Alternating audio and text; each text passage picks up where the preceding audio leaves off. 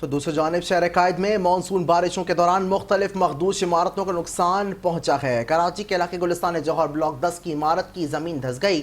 ज़मीन धंसने से इमारत की मुतादिद फ्लैट्स की दीवारों में दरारें पड़ गई हैं, जिसके पेश नज़र रिहायशी खौफ व हिरास के बायस अपनी मदद आप के तहत इमारत खाली करने लगे हैं। इमारत के दोनों ब्लॉक्स में मजमूई तौर पर 60 फ्लैट्स और 300 के करीब अफराद रिहाइश पजीर थे। गुज़श्ता मानसून बारिशों में शहर भर के कई इमारतें मखदूश करार दे दी गई थीं।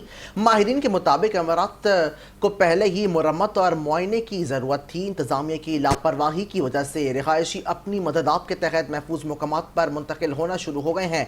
अहले इलाका के मुताबिक ज़मीन मजीद धंसने से इमारत मुकम्मल तौर पर मुतासर हो सकती है। मकीनों ने मुताल्लिक़ इदारों से फौरी सर्वे और हिफाजती इक़दाम का मुतालबा किया ताकि किसी बड़े साहने से बचने के लिए हंगामी बुनियादों पर इक़दाम किए जा सकें।